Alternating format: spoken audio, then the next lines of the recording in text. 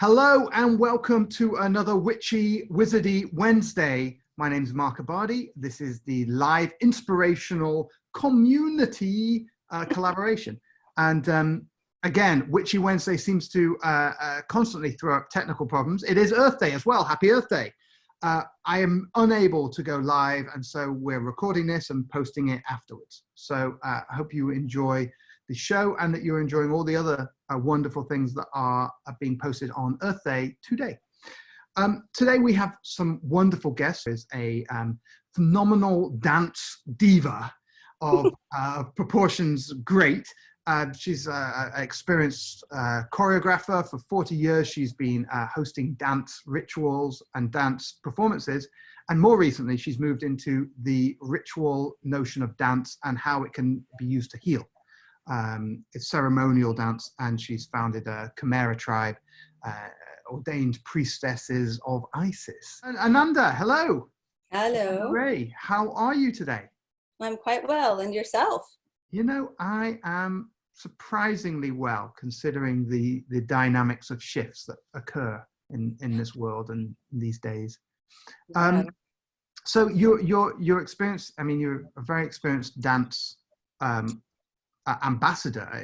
You're the ambassador for the U.S. Embassy of cultural ambassador. Ambassador, yeah. Right. Tell us about how your work with dance took you into a more ritual and ceremonial process. I was introduced to dance in a 10-day retreat with Yogi Bhajan in silence. And in this 10 days, there was a woman doing yoga, this very strange kind of yoga that was done with music. So I watched her for 10 days, unable to say anything to her.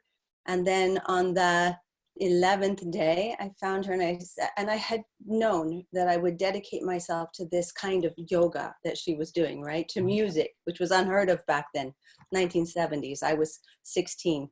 I was 15. I wasn't yet driving. So on that 11th day, I found her and I said, what kind of yoga was that? This is what I'm going to dedicate my life to. And she said, modern dance. So modern dance came to me as a healing form. But then I took dance classes in high school and went on to take a dance major and become a university professor. And the course took me into having my own dance company, of course. And in that course, I had to hide for a while. So I had to be like secretive about the healing nature of dance because I wanted to get funding. I wanted to be seen as legitimate in the university setting where I was an assistant professor and the chairperson of a dance department. And so for 30 years, I created healing dances in secret.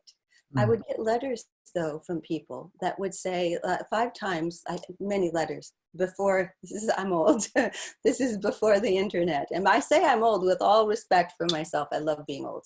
Right. So before the internet, I got actual letters. 5 of those letters said that they had felt suicidal before coming to our concert, and that afterwards they felt like other people understood their pain, people understood what they were going through. And so I really recognized that what I was doing was powerful. I had 2 master's degrees, once in dance therapy, so it was sending me on a little different path than most choreographers. So when I retired, I knew what I needed to do. I knew that I needed to find out more about now exactly why were people having such amazing responses. As a cultural ambassador, people in other countries would be crying at the end of our concerts, standing up for 10-minute standing ovations. So I began diving in for 2 years. I didn't teach, I didn't produce concerts. I just attended indigenous ceremonies and rituals that involved dance so that I could dive in and better understand it. And then opened up this pathway that I now walk upon. So people are having these profound experiences in just witnessing or being part of the ritual. They were witnessing. And what have you noticed is the difference between, you know, when you're doing a dance performance and there is a performer and an audience, kind of there's a separation. And what I've asked a lot of artists is who is the performance for? Right. And then have you noticed the difference in now more ritual performances and what that looks like different from your performances before? You know, that's a brilliant question, because when I first began this, you know, I'd been attending many rituals and ceremonies, and those are not performances. And I was trying to find the bridge between ritual, ceremony, and performance to keep the ceremony and ritual true in its performance nature. And I had just about decided that it wasn't something I was ready to do. And I started doing ceremonies and rituals and dance, and we would do performances inside of them, but you had to be in the ceremony to witness that performance. And so that's how I began to make that bridge occur, was that you came, you did the ceremony, and then you witnessed other people and you performed for other people. So it became part of holding that energy. Then after about 5 years of doing that, there came a point where I realized we were seeing some of the most brilliant performances that I had ever witnessed. And that's saying a lot, because I've witnessed, you know, I've produced over 300 dance concerts. So you can imagine how many dancers I've actually seen in my life. So I did our first dance concert in Mexico. We had a theater that sponsored us, and we did a Shamanic Fusion Dance concert. And in that concert, I welcomed the audience in with blessings and explained to them that what they're watching is not a typical performance of entertainment. What they're getting to see is what we do in private. What they're getting to see is to witness our secret world of shamanic fusion dance. And so I welcomed them in as witnesses. And I found that the audiences receive these concerts in ways that are really deeply profound. Yeah, amazing. And so in a way, it kind of feels like it's creating the feminine container of the sacred space first, and then within that great container, one can perform a performance, and the performance is kind of like the masculine element within that sacred feminine. How does that connect in with the way you think about things with your shamanic dance? You know, I tend to walk the world in this way of non-duality, where I'm really in the middle all the time. So I walk inside the middle and balancing like this. So as I set that container that you mentioned as the female container, I hold it like a womb. So it is very much female. And then in the presentation of that, I can't separate masculine from feminine, because it's all. It is the all. It holds everything. Right, I like that, the holistic nature, but it definitely includes a more, like, there is a function to the performance. There is a beginning and an end, if you like. And a structure. There's more of a structure. We know which rituals and which ceremonies and which performances go in which order. Right. So what have you found the most enlightening about your experiences where, you know, you're creating these sacred spaces for audiences, and there's reflection and what do you find most rewarding in that process? Dance is a language that speaks beyond words. And so I can take this dance, even before I was doing it as ritual and ceremony, we were using it to go to tour to countries where, like Belarus. Belarus was a country that was it was a third world country, and it's improved a lot. But back then it was really like not in great shape. And we would go as cultural ambassadors, meaning that we would go on this tour called Dance Without Borders. We were the first company from America, modern dancers, to go to Belarus. So this was kind of a big deal. And in that time, there's very few people that speak English in Belarus, and none of us spoke Russian or Belarusian. So we would need interpreters to speak. But then when we did our concerts, the dance spoke. So what we did, the emotions that we present in the particular style that I create, the emotions that we presented would take the audiences on a journey with us.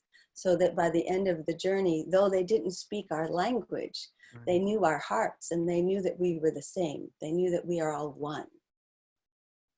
I suppose that, you know, dance really anthropomorphically the right word, is much older than language. Huh? Yeah. And there is a unifying principle which crosses borders, cultural borders, and linguistic borders. This process of dance. Tell us about your move towards your ordination, your priestess work, your reverendry. Reverendry. Reverendry. Yeah. So I in my research, when I was trying to find out more about ritual and ceremony, I took a class from Aya Bunagerio, who was teaching a rendition of the Cherokee Dance of Life. And I'm Cherokee, so I had never learned this dance. And when I stepped in to do this dance, of course, it spoke to my heart, and I cried while I was learning it, having all these ancestral memories. And she had introduced herself as a priestess of the goddess Isis. And so her energy was profound to me, and I wanted to know what that meant. And so she didn't know who I was. And here I am, this internationally renowned choreographer, and I'm a nobody. And I walk up to her because she's never met me or know who I am. And I just said, whatever you're doing, I want to do it. I said, how do I become a priestess of Isis? And so she took me on a year-long journey to become a priestess of Isis, and took me into places I had never been or never understood, and really deepened my understanding of the ritual and the ceremony and the underpinnings of dance. Tell us some more about Isis, for people who have no idea what Isis is, except for the... What are you talking about? Yeah. Well, it's the goddess Isis, so, not to be confused with ISIS. It's the goddess Isis. Not the terrorist group. Not the terrorist group, yeah. Okay. And Isis is the goddess of 10,000 names. So she is the goddess that holds all. She is all within one being. She represents the absolute expansion of goddess energy into all beings. So what we practice in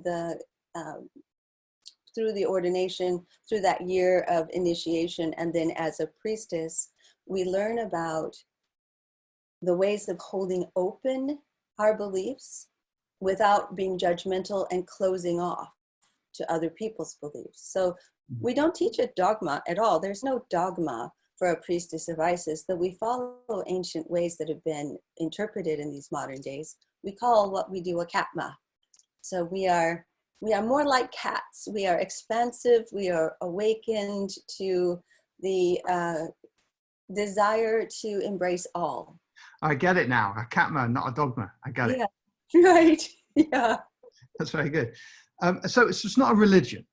It's not a religion, and it is a religion. It's not a dog. It has no dogma to it at all. So it's a way of being, if you want to say that. Mm-hmm. It's organized as a church. The Temple of Isis is organized as a church, and yet within that church, you are free to interpret your own understanding of what it means to be a priestess and how you will offer your service. Mm. And how old is this notion of Isis, this goddess concept? From the beginning of recorded time, there has been Isis. So Isis shows up early on in ancient Egypt, and then she shows up again in Greece, and then she begins to show up in other countries until she's very early on expanded throughout the world. It's interesting in a way, because this Isis energy of the all-accepting, sort of all-pervasive 1,000 names seems to have got 10,000 names. Yeah. Seems to have got overridden a little bit in the rise of sort of masculine-based religions, where there's a sort of patriarchal structure. You are exactly right. That's exactly what happened. And if you go back and you look at the story of Horus and Isis and Osiris, you find that it's extremely similar to the story of Mary and Jesus. And the reason that it's so similar is because they took that story and they just put new names on it. So they took sculptures of Isis and Horus and they scratched off their names and put Mary and Jesus. So it's them that is being pictured. Do you know that Horus is the one that was born on December 25th? Jesus is a Virgo, I think. So the stories, I mean, I saw this first in the Zeitgeist movie, where the first Zeitgeist, where they outline how the notion of Christianity, and that story in particular, not only has been echoed back in time from other stories who were all born on the 25th below the cross, died for 3 days, resurrected again, you know, and the sun, the solar energy goes down, it looks like it stops for 3 days under the cross of the stars and then rises again for spring. And it's like, you know, all these stories of nature.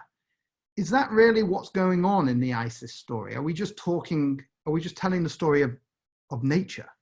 Right, yeah.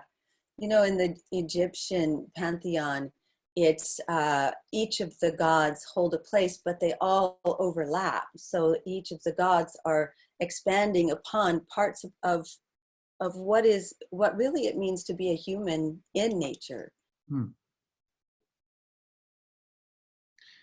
Sorry, I was just writing that down. That was quite nice. So in that, what are the lessons that we can gain from this practice of Isis? And yeah, I mean, that's my first question. What can we gain from these archetypes, these deities? These I believe that in Egyptian, natur is the deities, which obviously is nature, right? It's the origin of the word nature. Nature, right? Exactly. So how is it we can, like, what is to benefit from what's the process of kind of like, okay, so now we've got Isis, we've got Osiris, we've got Horus, we've got all these deities, these naturs. You know, we've got a few of them in different places around the house, of course. So what is the point of them? Well, if you think about it, what is the point of Jesus, right? Jesus led a life that gave us an example to follow in order to be a good person. So the gods and goddesses also do this. They also teach us much about how to be a human and how to be a better person and how to manage our lives. And the stories of them give us things to look up to, give us examples of good and evil, examples of consequences, provide mystery to leave us curious and wondering. One of the what I'm finding quite wonderful right now is that each of the different goddesses represents an energy. So for me, at the time when I was ordained as a goddess, I needed more self-nurturing. I had been working 100 hours a week for 10 years. I had gone with no vacations, never got enough sleep, didn't eat well, didn't sleep, drink well, nothing. So I embodied then, I dedicated myself to the goddess Bast, because Bast teaches about self-nurturing and self-love and slowing down and being. And so I began to dedicate myself to those qualities to bring that further into my life. Is that where the word bask comes from, where you bask in the glory of God? I wonder. Her name is B-A-S-T, but it very certainly could. I don't know. Yeah, I mean, it sounds like, because you bask in something, you take your time and you sit and you enjoy it. You bask. Right. Yeah. That's interesting, right?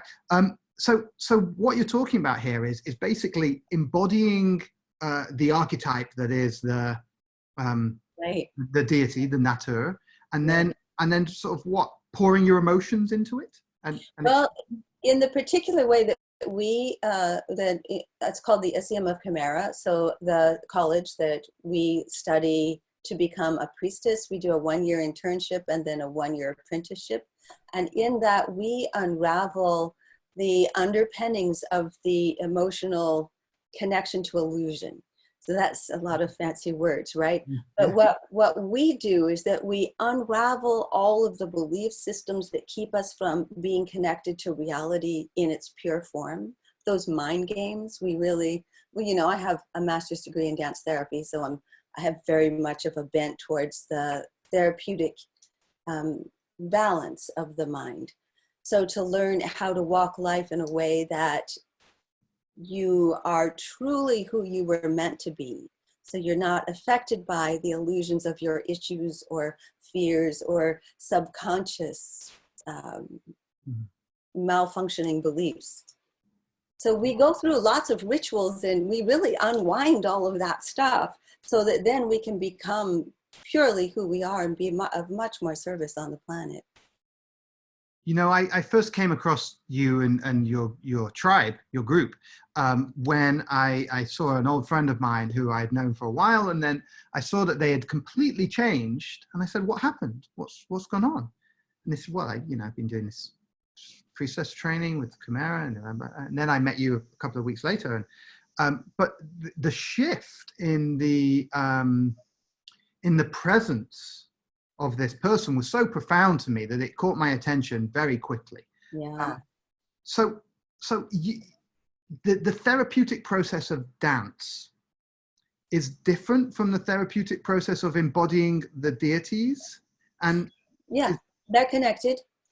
So the process of dancing, you go into a place that we call the silent knowing, which means that you let go of words. So you're not playing those mind guide games that happen when your mind is chattering away.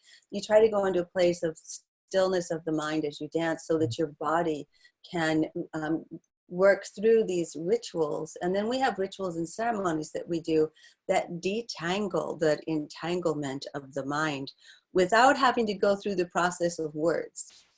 Through movement, through unlocking aspects of the body.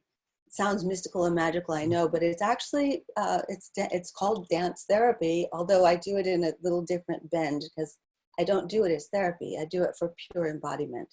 We don't talk about it afterwards. And it allows us to come to a place where we can be in complete and utter sanity. That's a better word. No, sanity is beautiful, but Yeah. it's like present sanity, sacred sanity. Presence, yeah, awareness without the illusion. So our mind gets in the way and it gets right between, it could be right between me and you if I'm thinking thoughts and worried about things. But if I can get rid of the thoughts and those things that are not serving me, I can now see you without any illusion. Right. It's very poetic. Now, I grew up Jewish, and so there's a lot of bloody rituals and traditions in the Jewish religion, which as I grew up questioning everything like I do, I'm like, what the hell is the point of this? What is everyone doing? What are you doing here? What's the point? And rarely could people actually tell me some practical emotional application of this practice. And so I saw a lot of rituals and what you could call ceremony, almost done blindly, like done heartlessly, and it's not that they were heartless while they were doing it. It's just that they were doing it, and someone's asked why. Tradition. That's Right. the answer. Why they're doing it. And so my question is, where's the edge, or how do you know that the edge is reached from ritual that's actually therapeutic and embodying to just repeating some old story that you've been told because it's tradition? Right, exactly. And I think the answer to that is individual, because different rituals affect different people differently. For some who are not connected to dance in any way, they come into even the dance rituals and they're awakened. And to others, it's too foreign, so it doesn't work for them. So I think that the rituals and ceremonies come into your life in a way that, like if you ask me, what are those rituals and ceremonies doing? Therapeutically, I could probably take a look at it and answer what's going on in the mind of the practitioner and in the mind of the recipients. But that's not something that people talk about a lot. So to find the one that matches for you, if you don't have those answers, is to find the one that moves you, the one that you feel awakened, you feel better after that ceremony. Right. So it's definitely giving power to each individual presenter, each individual person. And we're not trying, there are religions, of course, that are trying to make you believe what they believe because they think that's the way to awakening. And that's a different way of approaching spirituality than is this modern day version of spirit. So what are the belief systems of Isis, of the dance tribe? Yeah, well, there's a very interesting thing. We are right now, as Chimera, we're creating a book and an oracle deck based on the 42 ideals of Ma'at. So we just got back from a trip to Egypt, and in Egypt, while boating on the Nile, we began this project. So now every day we meet, we do our noon rite. So noon rite is where we stop our day at 12 o'clock. We take a moment to refresh and renew our dedication to being the best version of us that we can become. That is our value, to become the best version of us. And then in these 42 ideals, in the ancient Egyptian times, they were 42 laws, like I have not lied, I have not sinned, but they were rewritten by Lady Lorion as ideals when she was on a trip on the Nile. So it would be, instead of I have not lied, it would be I speak truthfully. And so we embody these 42 ideals to become the best version of ourselves, because that is where we'll be of service on the planet. So two things. Yeah. Being the best version of us and to be of service. I think that's a beautiful dualistic presencing of what is the point of life, you know? Yeah, right, yeah. Yeah. So, and okay, so now, you know, you've got the aspect of the Isis religion, traditions, cultures, wisdoms, magic. Mm-hmm. And then you're pairing it with dance. Mm-hmm. What have you seen that's the real, where does the real magic happen there? Like in the midst of those two things, yeah. As they fuse. So the magic occurs when we not only are becoming the best version of ourselves by unlocking our mind, but we unlock our body as well. So we become entirely physically embodied. So the form of dance that we do has 6 body systems that we unlock. So there's a ritual to how it's done. We're unlocking blocked energies inside the joints of the body. So as we go through this technique, we're becoming more and more able to be here in our physical bodies, which brings us more fully present, which makes us more able to use our mind, which we have also purified, so that we don't have the mind games going on. All right. What tell us about these 6 systems of the body? So it starts with the outside of the body. So if you can imagine being in a guided movement class, so it's a ritual within a class. So the fingertips, the toes, and the top of the head is the very first body system. So as you begin to move, you can see that I'm moving my fingertips and the top of my head, and I would also move my toes. And then you move them in any way you want to, and you find any place that needs to be unlocked and how they need to move and how they can express themselves. And then you go to the second body system, which would be wrists and the joint where the head sits upon the neck. And the ankles. And so then you find yourself doing a very different kind of a dance. So you're unlocking that body system. And so each body system, as you go inside the body, has many different symbolic nature. Like the first body system is how we contact people. We reach out, we touch. The second body system is how we communicate. We wave, we nod.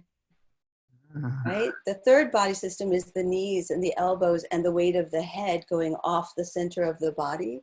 And so that's the body system that we use to ascend and descend from the sky to the earth. Yeah, so there's, so each body system brings us closer and closer in alignment with, if you have tension, for example, right here in the second body system, you have tension in this part of your neck and it's blocked. It's also blocking that flow of energy that's going continually in your spine. So you have a physical block that's making it mentally more difficult for you. And if you have that physical block, you'll be slightly off balance mentally, a little bit unable to focus. And also you won't be able to balance as well, like standing on 2 feet, shifting to 1 foot won't be as easy to balance as it is when you have this flow going. And what about... I'm getting some feedback there somewhere. What about emotional traumas that maybe people are holding in relation to the different areas? How do you psychologically connect them? And is there a relation to the chakra systems at the different areas? Absolutely. There's multiple relations. So there's layer upon layer upon layer. So you can look into the chakra systems. You can look into body dynamics, which is where trauma is held inside particular muscles. So for example, if you were yelled at a lot, you would have an indented chest. So this would be your way. Like that's one manifestation of being yelled at a lot as a child, is that you have this concave chest. So, you know, if you sit like this, take your chest back and your shoulders forward and just sit like this for a minute, and you begin to feel different. So you would begin to act different. And so you would begin to be different. And so just by moving the body, you don't have to talk about having been yelled at as a child. Just by moving the body and learning how this moves and unlocking it further and finding out what it feels like when the shoulders are back, beginning to unlock and come into the posture that is aligned in your body, then you notice that feels different. So if you're walking through life with a posture that is here, or head forward, or multiple different ways of manifesting how you are in your body, you're manifesting a way of being. Not just the physical shape that's affected, it's the mental state that's affected. It's like your somatic memory of consciousness inside is encoded in the body. 100%. Absolutely. We are all one thing, body, mind, and spirit. Something that's come up a lot in conversations with other guests has been this notion of three, this triad, this trinity. How have you experienced that? Have you experienced that? Three coming up a lot in not only the mythology, but the practicality of dance and movement? That's a funny question. My first answer is not even an answer, but my first thing that comes up is about Martha Graham, because she taught a very beautiful step called a triplet. And it's one of the first things that I learned as a modern dancer, because as a modern dancer, I was raised in Graham technique, which I, adore. So to learn that triplet step, and then to learn music in threes. I'm not a numbers person, and so it's one of the masteries of some of our other priestesses, and in fact, my daughter. And she's very connected with this sense of threes and how three shows up throughout the world. And I find it a profound mystery, but I'm not a master to speak on. Right. But of course, because we had Isis and Osiris and Horus. And then we've got the Father, the Son, the Holy Ghost, and we've got the Yin, the Yang, the bit in the middle, and the Ida, the Pingala, and the Jed, and this sort of spiraling of opposites seems to keep reappearing as a notion that there's always one, and if there's something, there has to be something else, right, for that to be defined. And if there's something else and the original one, then there has to be a relationship between the two, which makes the third. Yeah. And so you can't, and my first teacher used to say to me, the smallest number in existence is 3. And I never understood that until recently. That makes sense. Makes so much sense, because if there's just one, then there's not one, because there's no other one to compare it to. So there's never a one. There can't be one. There can't be one, right? Because it can't exist by itself. There can't exist light. There's no such thing as just light. There has to be shadow in order for there to be light. Right. In Chimera, every time we perform, we draw a line from the top of our head all the way down our body. And that line we call the Chimera Line represents the 3. It represents the 3. I never thought of it that way before. It's that place between light and shadow, good and bad. This is how we strive to walk, is in the middle, in that complete place where we value the darkness as much as we value the light. We value the mistakes as much as we value the success. Right. Honoring it, isn't it? It's honoring both. I got all tingles there. It's honoring both the light and the dark. Now, society doesn't train people to do that very well. Not very well, no. So what's going on in society, and how can the work you've been doing, apart from the direct, effect of being within the ritual of it, how can the work and the wisdom that has come out of the work help the world?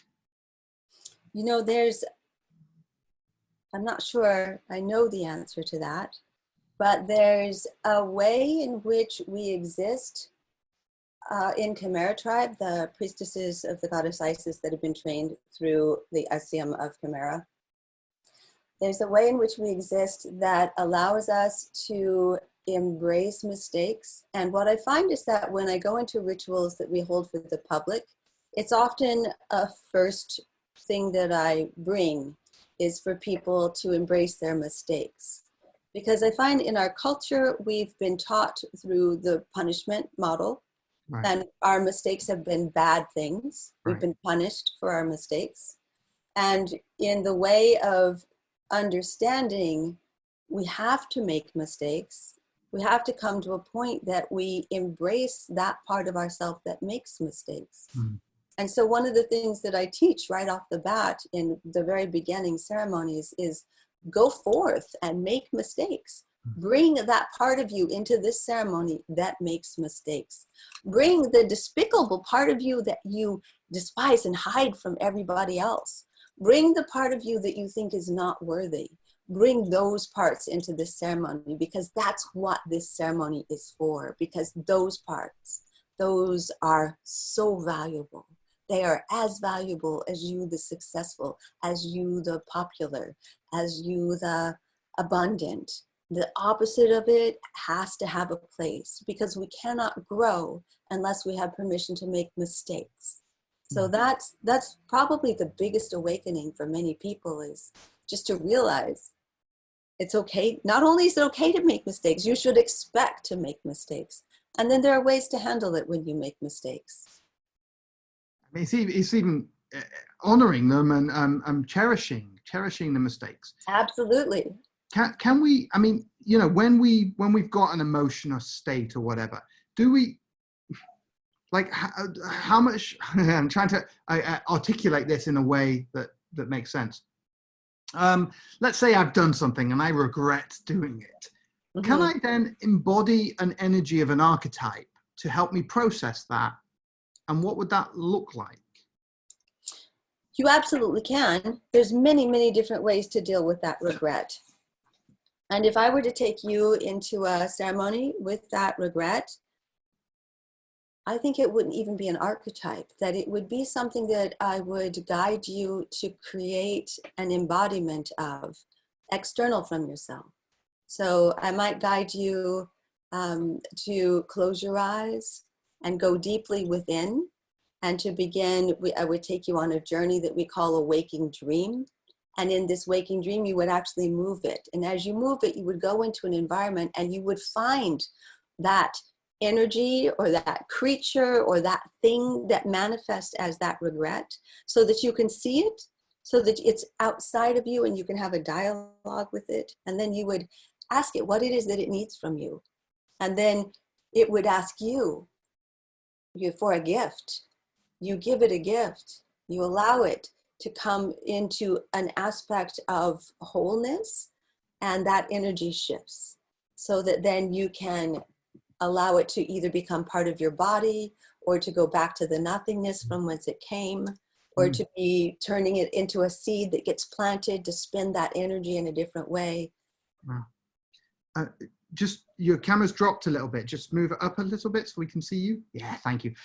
So it seems like this notion of creating a separation between parts of yourself enables you to then reintegrate the self. Absolutely, absolutely. And this is all done without words. So it would be, when we do this, this is one of the rituals and ceremonies that we do. It's a waking dream, and we take someone on a journey so that they can embody some part of their self that has been disembodied.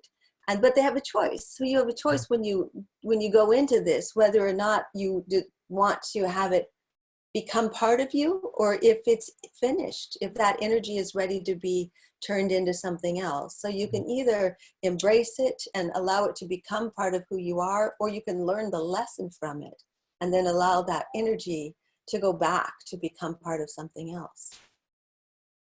And so do you find that in the dance practice itself, this separation concept happens automatically? Or are people really like present in the joining of? Like, what is it like? okay, now I'm going to embody this dark energy.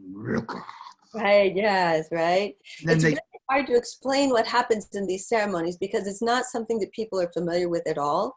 So it's hard to explain it, but there's, you go into a very safe container where all things are possible. And in this safe container, you do close your eyes and then you go on, it's kind of like if someone was to talk you through a meditation, a journey, only this is what we call an open-ended journey, so that your subconscious guides where you go on this journey. This subconscious guides what images come up, so that your subconscious is finding what it is that needs to be healed and allowing it to heal. And you don't even need to understand what has happened. right. You allow it to happen. And then over the course of about a month, it begins to unfold and you begin to find you have less anxiety if anxiety was your issue, or you have less fear, or, you know, it begins to unlock your ability to be present. Right. I like that. It's making it more simple rather than more complex. Exactly. And we don't need to take the hours and hours to talk about it. The comment I get more than anything else is that people say one of these sessions is the same as doing 10 years of therapy. And it's always 10 years. They always say that. One session is the same as 10 years of therapy. They don't say 8 years or 5 years. 8 or 5 or 2 or 1. It's always 10. That's funny. So what are you up to now? What's going on with you're creating the tarot cards? So they're not Actually, tarot. the oracle deck, yeah. They're oracle. So not tarot, not tarot. Yeah.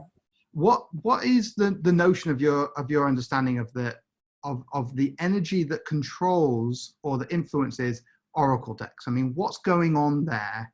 It's one thing to take into your body an archetype of something and then process emotions through dance. But what's happening when we're actually using symbols from outside to unlock something within the subconscious? Yeah. So, you know, there's a very interesting thing. Having just come back from Egypt, we were 16 priestesses going on a spiritual pilgrimage, and we did rituals and ceremonies in the secret, dark of the night, you know, hidden places. And we really tapped into this energy that was really powerful and something that is still being integrated so that we can fully understand it. And all of us felt transformed. And as we come back and as we're working on these oracle decks, we're creating an image of a god, an Egyptian god, that goes with each of the ideals, so that as you gaze upon this Egyptian god, this ideal, the energy of that is transformed. So it doesn't have to be understood in words, but it's understood in the way that the subconscious speaks, which is through symbols, which is through emotions, which is through the things that you feel. It never communicates through words. Right.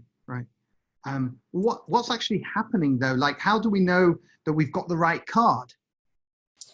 Well, it's your subconscious. You know, you'll feel it. If you find your mind coming into it and wondering, let go of the mind, let go of the thoughts, go to that place of nothingness where there's no thought. And let me tell you, that's really, really hard to do. But we practice it a lot to be able to go to the place of no thought.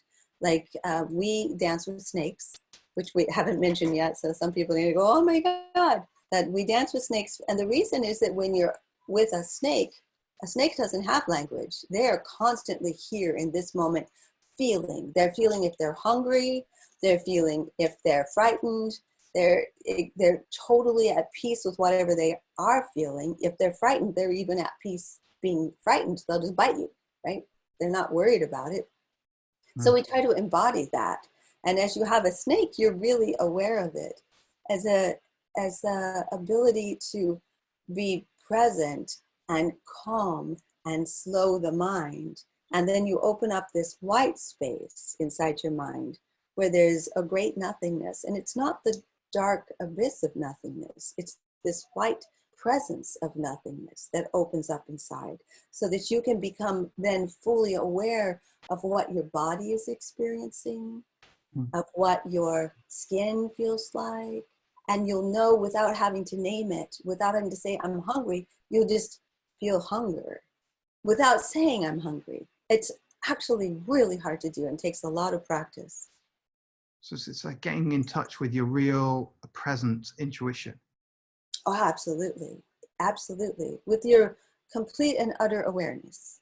How have you found that affects your life? Like, how has it changed you moving from this dance performance into a sacred ritual of dance with the presencing of snakes and Right. other?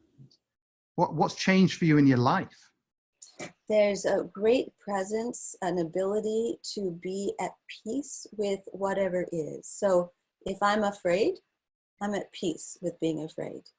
If I am happy, I'm at peace with being happy. So I'm not getting sad about being sad, and I'm not getting happy about being happy, because those are extreme emotions on both sides that take you into the off balance place. And we can talk about the areas of the brain that are lighting up when you're on these off balance sides. The more primitive areas of the brain are lighting up. The amygdala takes over. So when you get back to the balance, you come to the prefrontal cortex, you have executive function available, which gives you creative thinking, compassion, awareness, critical thinking, logic, problem solving, all of the things that are useful for us as humans. And we want to be aware of these other aspects. We want to be aware of fear, but we don't have to be afraid of fear. We want to be aware of joy, but we don't have to be manic in order to be joyful. Right. So it's being at peace with however you feel. Exactly. There's a sense of acceptance there then, isn't there? Exactly. What can people do, when we're coming towards the end of our interview, and thank you so much for being with us, Anandha. It's such an honor. What can people do now? Like, they're stuck at home, they're feeling frustrated because they've lost all the anchor points to the habit patterns that were keeping them from having to deal with their emotions. Exactly. You got that exactly right.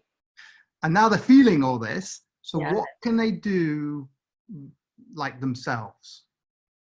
One of the easiest things. How can they create a ritual for themselves to dance it? Find a simple. So a simple solution to build into anyone's life is to take a walk. Just move the body, swing the arms, swing the legs, walk. Move the body in a way that feels energetic.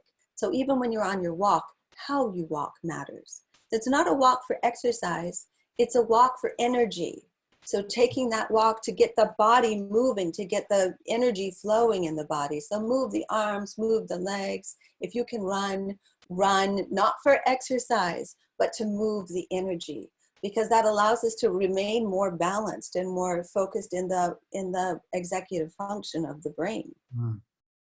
And when we're getting upset, when we're in those areas where we're off the edge, we're in the amygdala, which is, it's a very primitive way of being, and we can choose not to, but it's practice. It takes practice. What about ritual and sort of sacred space? How can people start to put that in their lives? An easy way to do that is to start, there's very simple ways, like bless your coffee when you're making your coffee in the morning. Have a coffee ritual. You can build it into your life. When you're brushing your teeth, think of the things that you're grateful for. When you're going to bed, replay that day and look at the moments that you're proud of and look at the moments that you would like to change. When you take a walk, go out at the same time every day if you want to build this ritual into your life that you can count on, because human minds like structure. As much as we might argue about that, human minds like structure. Right. So consistency is quite a key to having a ritual practice. Yeah. And one more thing I would add is to build an altar. And as you build an altar, you can do research about how to do that. But as you build an altar, give it an intention so that each time you see that altar, you're aware of that intention. And the point of the altar is? To bring yourself into an awareness that that's what you're working on. So if you're in grief, build a grief altar and bring your grief to that altar. If you're working on building a relationship, have a relationship altar. And when you come to that altar, bless the relationship. Right. So it's basically, it's like a focal point to bring your awareness back into awaken. It's almost like in lucid dreaming when you set yourself a little alarm that doesn't wake you up, but that kind of like wakes you up in the dream.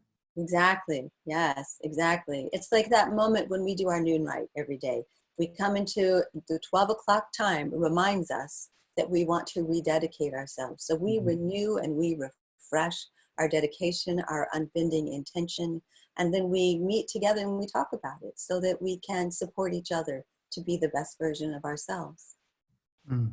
And again, the blessing of things, you mentioned that, and obviously people, there's different versions of blessings, you know, it's like, oh yeah, broke a town, God, can you do that? It's like, Yeah. what do you mean by blessing? So that's a really good question, because a blessing is something that can be considered something that you bestow to someone else or something that you receive from someone else. But blessing is also a way of being, that you're holding your energy in a way that is not within yourself and so concerned about only yourself, but that you're holding yourself in a way that you are a blessing, that you are of service in the world. So you're outside of your own tiny concerns, and although honoring all of your concerns, able to hold an awareness of other and world and community and Earth Day.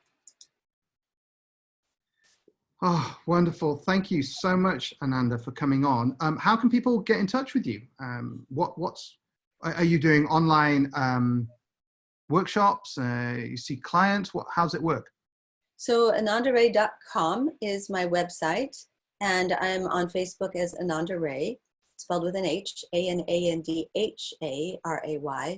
And I'm currently not doing any online projects because I'm dedicating my time as a grandmother to a newborn and a 2-year-old. So, and in this time when my family is in seclusion, I'm also just checking in and making sure my adult children who are secluded away from us, because we have the newborn, so we can't gather.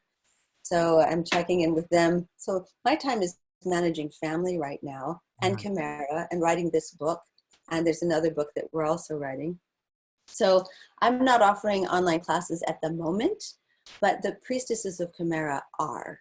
And so I can connect people with the ability to do this work if they want to go through me. And then we'll come back, you know, eventually I'll be back online, and I'll be back in person even.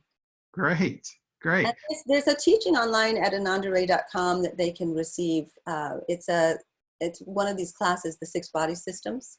Right. So it's one of those classes that they can take. And do you have a newsletter, something like people can sign up for to know when you're performing and when classes come out and stuff?